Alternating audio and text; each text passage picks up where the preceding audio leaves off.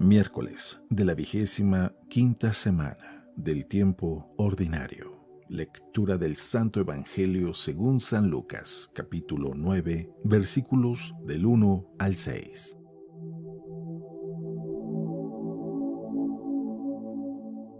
En aquel tiempo Jesús reunió a los 12 y les dio poder y autoridad sobre toda clase de demonios y para curar enfermedades. Luego los envió a proclamar el reino de Dios y a curar a los enfermos, diciéndoles: No lleven nada para el camino, ni bastón ni alforja, ni pan ni dinero. Tampoco lleven túnica de repuesto. Quédense en la casa donde entren hasta que se vayan de aquel sitio. Y si alguien no los recibe, al salir de aquel pueblo sacúdanse el polvo de los pies para probar su culpa.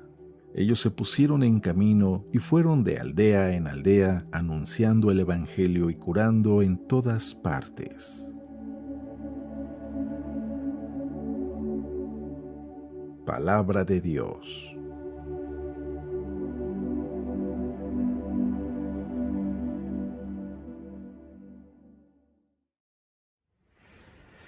Muy buenos días. Cada vez que nosotros leemos la palabra de Dios, no solamente encontramos, pudiéramos decir, eslogans de sabiduría, no, sino que en realidad es un alimento para nosotros. Lo bonito de la palabra de Dios cuando leemos la Sagrada Escritura no es solamente que son historias fascinantes, sino que más bien es nuestra historia. Y a lo que me refiero es de que la podemos leer, la podemos escuchar, la podemos comer, nos podemos alimentar de ella hasta el punto que se haga parte de nuestra vida. Y es ahí donde queremos y debemos de llegar en una relación tan profunda con la palabra de Dios que sea parte de nuestra existencia. No solamente como un libro que está ahí muy bonito, sino más bien lo más bonito de la palabra de Dios, no es solamente el leerla y el fascinarnos con la historia, sino el alimentarnos de ella, el digerirla, el hacerla nuestra. Cuando tú oras, tú le hablas a Dios. Pero cuando tú lees la Sagrada Escritura, es Dios quien te habla a ti.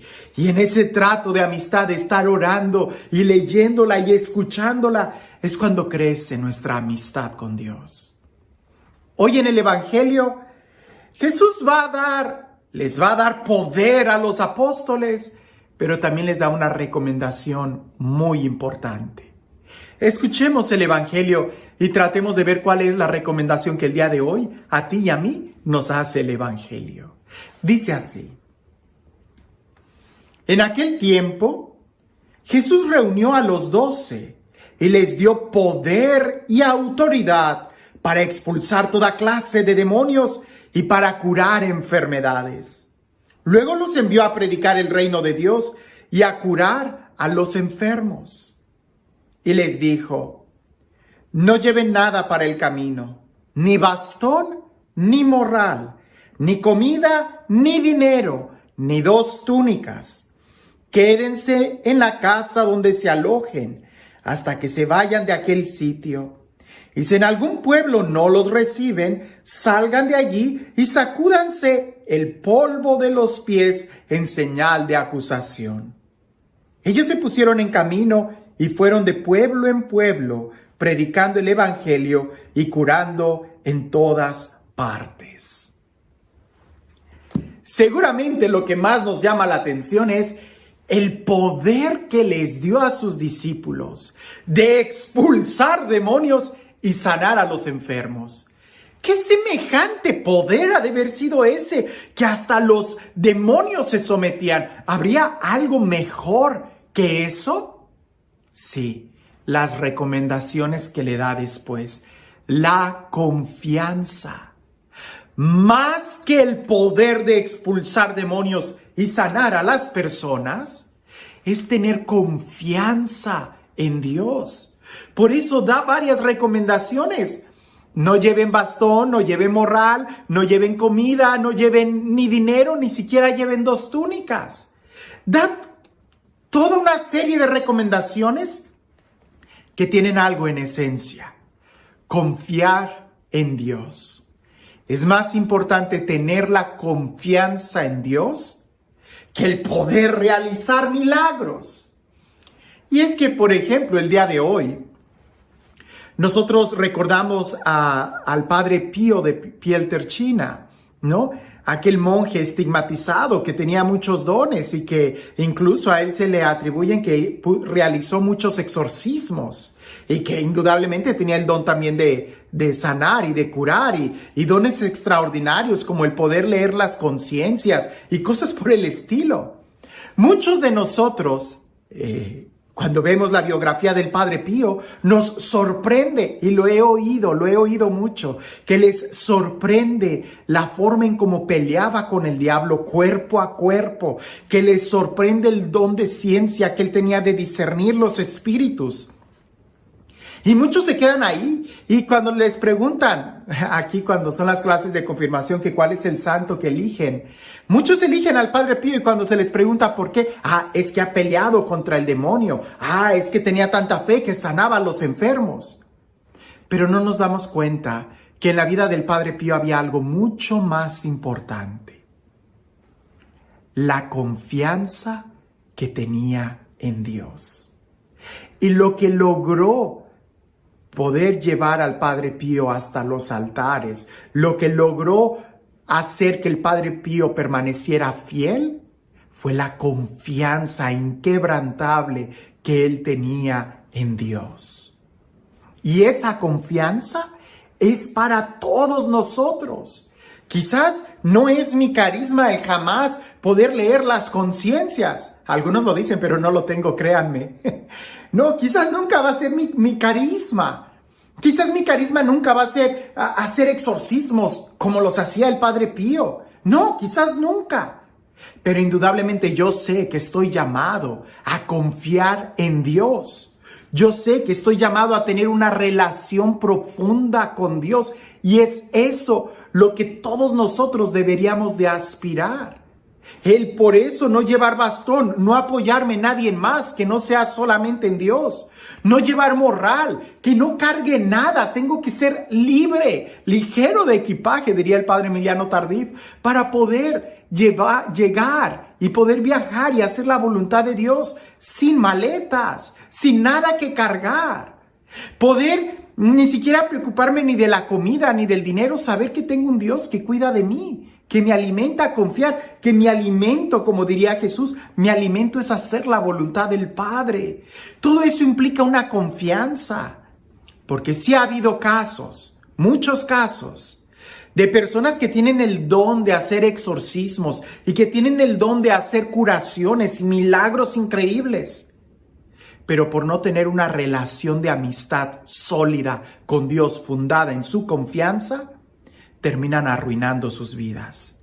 Terminan siendo mercenarios o vendiendo incluso hasta las cosas sagradas. Todo, sí, podrán tener un don muy fuerte de exorcismo, pero si no tienen confianza en Dios, de nada les va a servir. Sin darse cuenta, quizás hasta están trabajando para el enemigo. Cuando la confianza, ¿cómo nutrir la confianza en Dios? Pudiéramos preguntarnos, ¿qué hacer para confiar más en Dios? Indudablemente, tener una relación con Él, relacionarnos con Dios, porque la fe viene de la escucha de la palabra de Dios. Y si yo tengo una relación con Dios en la oración, le hablo y Él me habla, logro confrontar mi vida con la palabra de Dios, entonces estoy creciendo en una confianza con Él. Cuando alguien me dice, Padre, es que ya no escucho la voz de Dios, ya no escucho la dirección de Dios en mi vida, le pregunto, ¿estás orando y estás leyendo la palabra de Dios? Muy seguramente en la mayoría de los casos no es así. Descuidaron la lectura de la palabra, descuidaron esa lectura personal. Yo lo digo, estos videos te pueden ayudar y te pueden motivar mucho, pero nunca van a tomar el lugar de una lectura personal entre tú y Dios, su palabra, donde tú la leas y te confronte, te alimente. Eso nunca lo vas a poder suplir. Quizás estos videos vas a encontrar, una chispa de sabiduría y te van a animar, pero no pueden tomar el lugar de tu encuentro personal con Dios, donde tú doblas las rodillas, donde tú haces el esfuerzo de sintonizar tu oído a la noción espiritual de la presencia de Dios.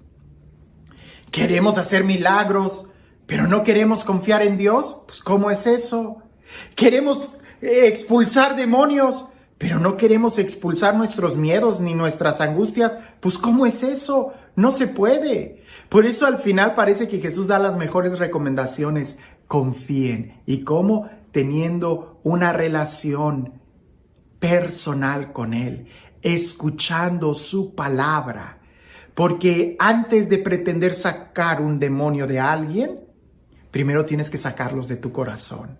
Y para sacarlos de tu corazón, tienes que recibir la palabra de Dios. Antes de querer hacer milagros de sanación, primero tienes que sanarte tú. ¿Y cómo? Recibiendo primero la palabra de Dios.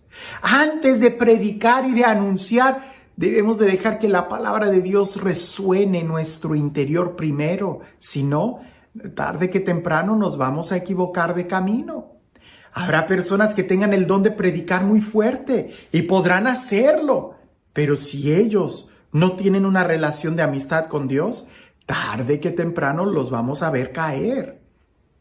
Necesitamos escuchar la palabra de Dios. Necesitamos recibir su palabra para poder confiar en Él.